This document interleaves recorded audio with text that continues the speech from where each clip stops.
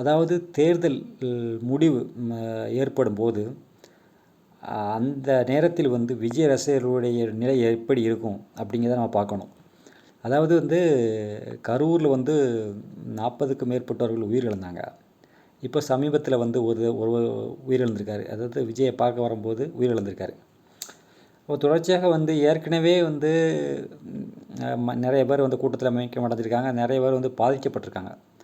அப்போ இந்த தேர்தலுக்கு பிறகு அந்த விஜயோட ரசிகர்களுடைய நிலை எப்படி இருக்கும் அப்படின்னு பார்த்தீங்கன்னா, அதாவது நிறைய பேர் வந்து தற்கொலை வந்து பண்ணதுக்கான வாய்ப்பு இருக்குது. தற்கொலை வந்து எதற்கும் தீர்வு கிடையாது, தற்கொலை பண்ணக்கூடாது.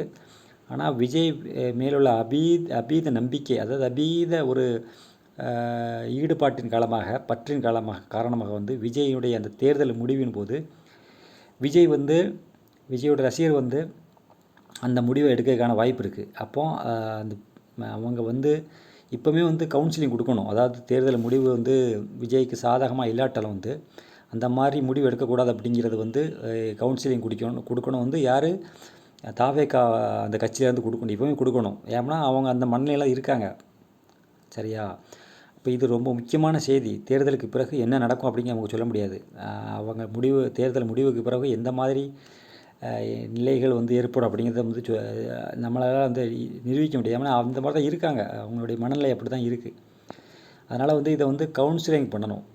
கவுன்சிலிங் பண்ணி அவங்களுக்கு வந்து தேர்தல் முடிவுகள் வந்து தாவேக்காவுக்கு வந்து சரியாக இல்லாட்டாலும் வந்து அவங்க மனநிலையை தேர்த்தக்கூடிய அந்த கவுன்சிலிங் வந்து தாவேக்காவில் சார்பாக கொடுக்கணும். விஜய் வந்து சொல்லணும், இதை வந்து வெளிப்படையாக வந்து விஜய் சொல்லணும்.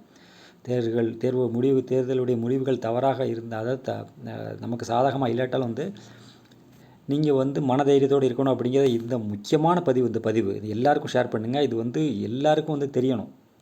விஜய் வந்து வெளிப்படுத்த சொல்லணும், அது வெளிப்படையாக சொல்லணும். அதாவது தேர்தல் முடிவுகளை வந்து நமக்கு சாதகமாக இல்லாட்டாலும் தவறான முடிவுகள் யார் இருக்கக்கூடாது அப்படிங்கிறத வந்து சொல்லணும். இது முக்கியமான பதிவு. இது பேசும் பொருளாக மாறும் தேர்தலுக்கு பிறகு.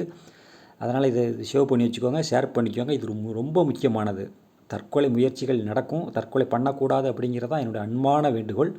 இதை விஜய் வந்து இது ஒரு மேடையிலாவது வெளிப்படையாக விஜய் சொல்ல வேண்டும் என்பது என்னுடைய அன்பான வேண்டுகோள்.